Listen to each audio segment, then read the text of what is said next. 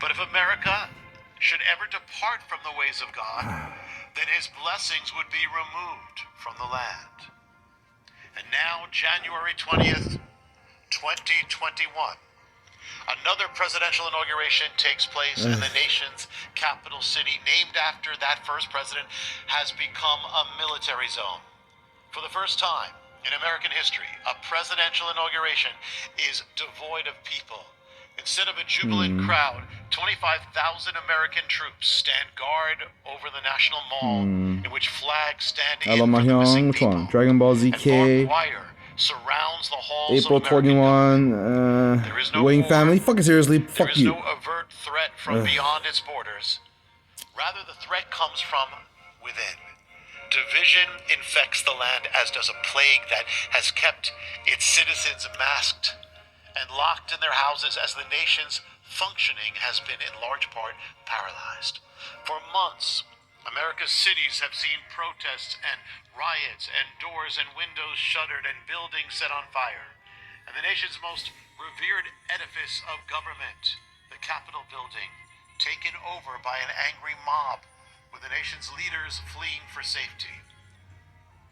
And so the prophetic warning that was given on that day, of that first inauguration, the smiles of heaven are being removed from the land. And so the question must be asked, have we then disregarded the eternal rules of order and right that heaven has ordained? America, as did ancient Israel at the height of its prosperity, has turned away from God. We've driven him out of our public squares, out of the schools of our children, out of our culture, out of our lives. And as did ancient Israel, in place of his absence, we've let in other gods and served them. We've rejected his ways and embraced the ways of immorality. We've called evil good and good evil. And as did ancient Israel, we've lifted up the most innocent among us, our babies, and shed their blood. Israel sacrificed thousands of its children.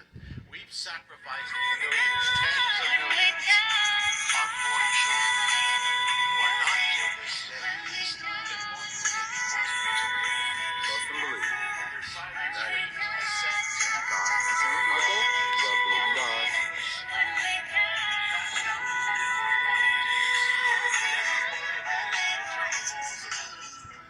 Human nature, gender, marriage. We've indoctrinated our children against the ways of God. We have done as we were warned not to do, and then we wonder why the blessings of heaven are being removed from our land. When judgment came to ancient Israel, it manifested in the form of an enemy attack, a strike on the land, a wake-up call. It came to America on September 11, 2001. And it came to the very place where George Washington stood and prayed on the day of America's first presidential inauguration. The biblical template of national judgment then ordains a period of years in which the nation is given the chance to return to God or else head to judgment. In the case of ancient Jerusalem, that period, from that first enemy strike to the year when the greater shakings began, was 19 years. From the strike on American soil in 2001 to the 19th year brings us to the year 2020, the year when the great shakings began. The danger that this window of time is drawing to an end is now upon us. We stand in a most critical moment. Mr. President, President Biden, you have called for unity and peace.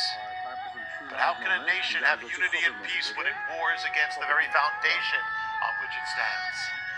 How can a nation have unity and peace when it has turned against the God who brought it into existence? And it has turned. The nation that once led its school children in prayer and taught them of his word now declares such prayers and teachings to be forbidden. Now instructs its children against the ways of God. How can that nation have unity Bored. and peace? How can we have unity and peace in America if we have no unity? Shift. We are a house divided against itself, and a house divided against itself cannot stand. Mr. President, how can you place your left hand on the